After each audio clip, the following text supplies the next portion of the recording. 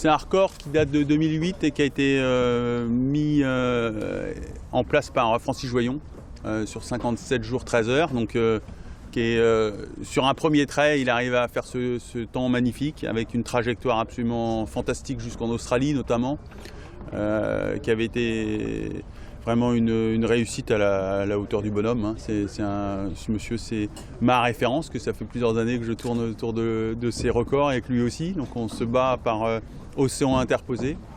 Et c'est le seul qui me manque. Je les ai tous eus, les autres, à différents moments, et lui aussi. Et c'est ce record-là que j'ai envie d'aller chercher. Voilà, c'est celui qui me manque, c'est celui, quand je ferme les yeux, c'est à celui-là que je pense. Et voilà, je l'ai dans la tête et dans les tripes. C'est pas tellement le fait d'être tout seul qui est le plus gênant. La seule chose qui est gênante d'être tout seul, c'est la gestion d'un bateau de cette taille-là et le sommeil, finalement, sur ces 57 jours ou moins. C'est cette appréhension-là qu'il faut avoir bien gérée mentalement pour être capable d'aller jusqu'au bout.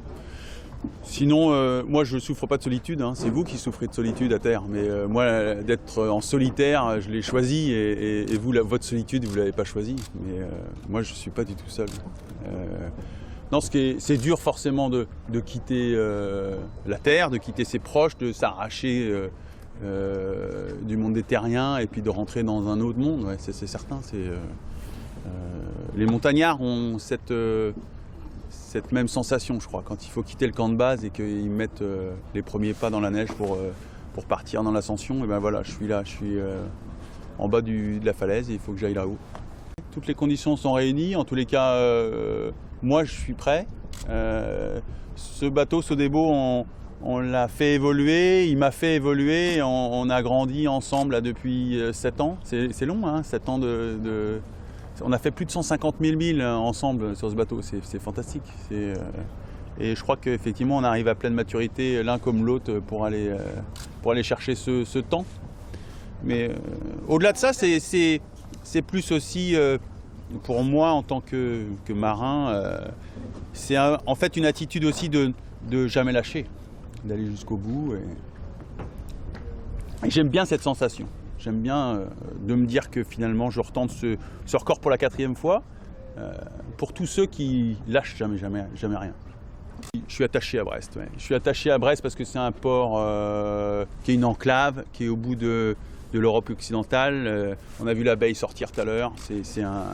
Pour moi, c'est les grands marins, c'est ceux-là. Et puis j'aime ce port parce que j'ai eu plein d'émotions dans ce port. J'ai fait mon premier tour du monde avec Olivier de Kersauzon en arrivant et en partant de Brest.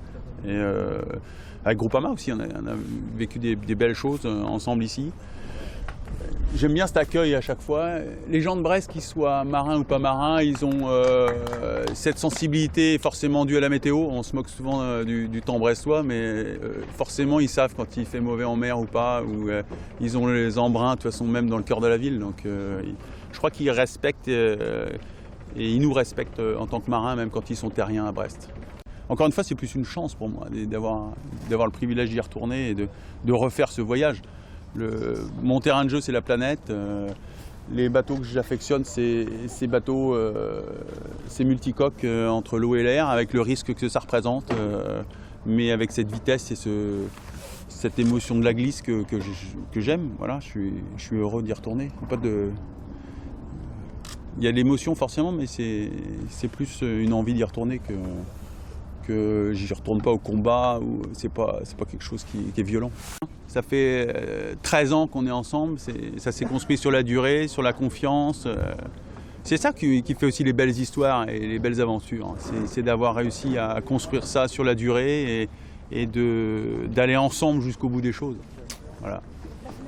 Prochaines heures, le passage de la ligne, c'est avec de la mer forte, puisqu'il y a eu des grosses dépressions à passer ces derniers temps, donc il y a une grosse houle. Donc c'est des conditions très musclées et les 48 heures prochaines vont être difficiles. Le golfe de Gascogne va être difficile et jusqu'à Madère, c'est des vents forts. Et après, justement, c'est l'inverse. Ça peut mentalement être plus difficile puisque ça va mollir. Donc, d'entrée de jeu, c'est une fenêtre parce que la trace est belle, hein, et ça fait un temps à l'équateur en moins de 7 jours, mais il faut s'arracher pour y arriver. je ne me mets pas la pression du chrono tout de suite. J'essaie au contraire de m'en extraire. Je ne suis pas dans cette optique-là. Je suis même au contraire, je suis dans cet état d'esprit. J'ai une chance avec Sodebo de savoir que derrière, après, il y a encore un projet, il y a la route du Rhum. Et je vais m'entraîner finalement pour la route du Rhum en faisant ce tour du monde. Mais je passe à travers cet événement et je ne suis pas forcément au pied du mur. Et après cet événement, il n'y a rien. Je suis effectivement au contraire plus libéré par rapport à ça. Et ça fait du bien, ça, c'est important. Il y a les mini qui repartent. Il y a la Transat Jacques Vabre qui est effectivement sur la route aussi, avec les 50 pieds, mais plutôt les 40 pieds. Non, il va y avoir du monde. Ouais. C'est sympa d'ailleurs, hein. C'est plutôt que ça vit et que ça bouge et que c'est la bonne période.